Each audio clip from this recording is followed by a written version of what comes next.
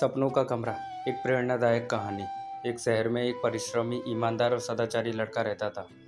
माता पिता, भाई बहन, मित्र, रिश्तेदार सब उसे बहुत प्यार करते थे। सबकी सहायता को तत्पर रहने के कारण पड़ोसी से लेकर सहकर्मी तक उसका सम्मान करते थे।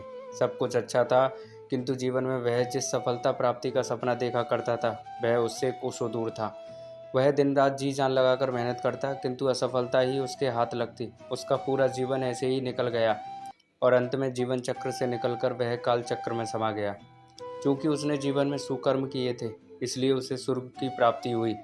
देवदूत उसे लेकर स्वर्ग पहुँचे। स्वर्गलोक का अलौकिक सौंदर्य देखकर वह मंत्रमुग्ध हो गया और देवदूत से बोला, ये कौन सा स्थान है? ये स्वर्गलोक है। तुम्हारे अच्छे कर्म के कारण तुम्हें स्वर्ग में स्थान प्राप्त हुआ है। अब से तुम यहीं रहोगे। देवदूत ने उत्तर दिया। यह सुनकर लड़का खुश हो गया। देवदूत ने उसे वह घर दिखाया जहाँ उसके रहने की व्यवस्था की गई थी। वह एक आलीशान घर था। इतना आलीशान घर उसने अपने जीवन में कभी नहीं देखा था। देवदूत उसे घर के भीतर ले गया और उसे एक एक कर सारे कक्ष दिखाने लगा।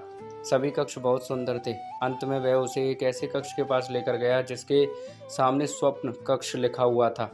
जब वे उस कक्ष के अंदर पहुंचे तो लड़का यह देखकर दंग रह गया कि वहां बहुत सारी वस्तुओं के छोटे छोटे प्रतिरूप रखे हुए थे। ये वही वस्तुएं थीं जिन्हें पाने के लिए उसने आजीवन मेहनत की थी, किंतु हासिल नहीं कर पाया था। आलीशान घर, कार, उच्चाधिकारी का पद और ऐसी ही बहुत सी चीज़ें जो उसके सपनों में ही रह गए थे।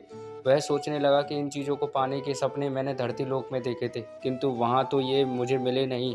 अब यहाँ इनके छोटे प्रतिरूप का इस तरह क्यों रखे हुए हैं?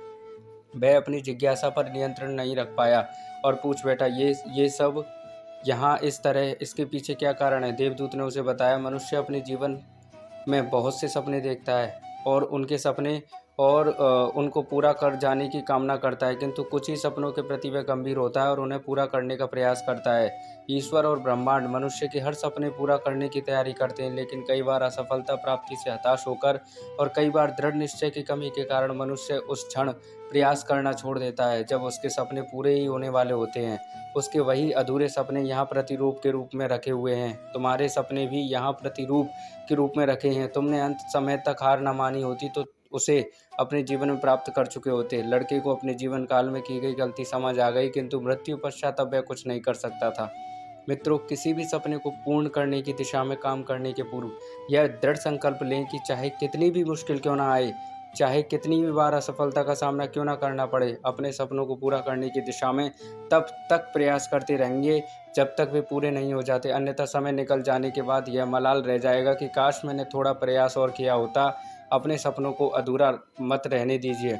दृढ़ निश्चय और अथक प्रयास से उन्हें हकीकत में तब्दील करके ही दम लीजिए। तो दोस्तों, ये कहानी आपको कैसी लगी कमेंट में बताइएगा, और अच्छी लगी तो लाइक कर दीजिएगा, शेयर कर दीजिएगा, और चैनल पर नए हैं तो सब्सक्राइब कर लीजिएगा।